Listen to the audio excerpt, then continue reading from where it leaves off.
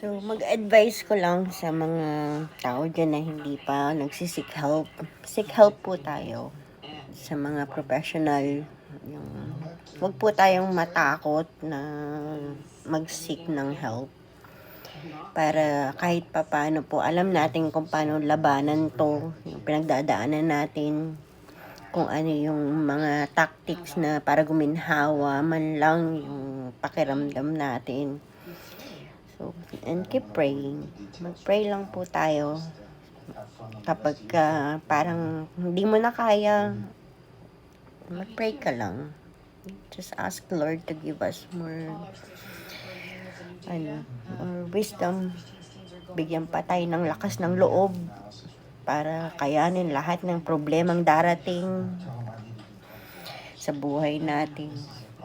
Huwag niya tayong pabayaan. Huwag niya tayong sukuan. Yun lang ang magagawa natin para sa sarili natin. Keep fighting. Move forward. Keep praying and hoping that everything will be okay one day. And it's not all the time we're gonna be like this. So, smile lang. Smile tayo palagi. At huwag natin problemahin yung mga taong hindi dapat pinoproblema. Yun lang. Okay, bye-bye.